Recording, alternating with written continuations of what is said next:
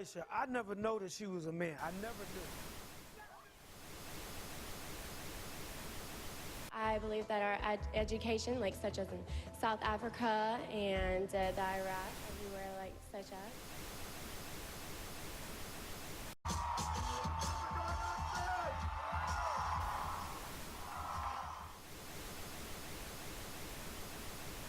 Platform 8 for the 2228 Southern service to Eastbourne via Lewis. Please join the first two. One option, placing a tracking microchip under a service member's skin. Former Special Operations Officer. And if you hear the shouting, it's a group of demonstrators who've come. 9/11 was an inside job.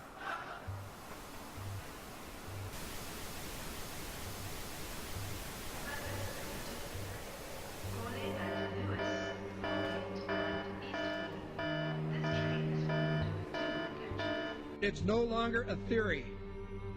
What I'm about to say is fact. The secret organizations of the world power elite are no longer secret. They have planned and are now leading us into a one-world communist government. Well, there have been extraordinary scenes in Berlin tonight as thousands of people gathered to hear Barack Obama deliver key foreign policy speech on his current European tour. The Democratic presidential hopeful laid out his vision for America's place in a new world order, in a new world order, in a new world order. It's not a new idea. President Bush talked about it back in 1991. It is a big idea, a new world order. President Bush said, and it's a phrase that I often use myself, that we needed a new world order. There's a need for a new world order. I call upon all states to join ranks in order to found the new world order of the 21st century. We have before us the opportunity to forge for ourselves and for future generations a new world order. When we are successful, and we will be, we have a real chance at this new world order. And people talked then, in 1990, of a new world order. And the question for us is how we meet and master all these challenges to ensure that Britain enhances its competitiveness in the process and realizes what I believe is our destiny of success in this new world order. So, in conclusion, ladies and gentlemen, a new world is emerging. It is a new world order with significantly different and radically new challenges for the future. And people better understand that they mean exactly what they're saying. It's a new world order they're trying to create, and they're trying to do so not only without approval or consent of the governed in this country, but despite the popular will. This is a straightforward assault by the elitists in this country. There is a global meltdown coming. It is a global depression, and one world currency and one world financial system is the end game. China said last week they want one global currency. France said yesterday or the day before that they want one world order, a new world order, at the end of this event. Gordon Brown will today call on fellow world leaders to seize the opportunity created by the worldwide economic crisis to create a truly global society. The Prime Minister will use a high-profile speech in the City of London to say that Britain, the US and Europe should join together to create a new, stronger and more just world order.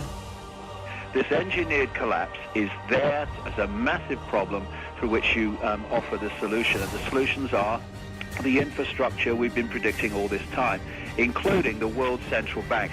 The goal of this manipulation, and has been for a very long time, is to get the world population to see as a good idea, or the only option in given circumstances that are manipulated into place, the creation of a one-world government, a world central bank which would administer all financial transactions on the planet, a world currency, and a microchipped population linked to a global computer. The wealthy elite who have the money and the power know that if they can create a one world global social system, that they can control the central authority. In other words, world control, world domination, one of the oldest desires in the history of the world. There's a very, very clear-cut and easily identifiable system in place that puts all of these elements from media control to government control to energy control together into one apparatus working together effectively towards its final goal, which is, you know, global control. Because of the compartmentalized pyramids that they've constructed within all these institutions of government and finance and corporations, the vast majority of people who are daily making contributions to push the world in this towards this Orwellian global state have no idea that they're doing that, because they don't know how their contributions fit in with everyone else's. Only the few at the top do. Most people don't have a clue that unelected private bankers actually control the governments of the world. There is this like cozy little myth that is perpetuated between politicians and the media.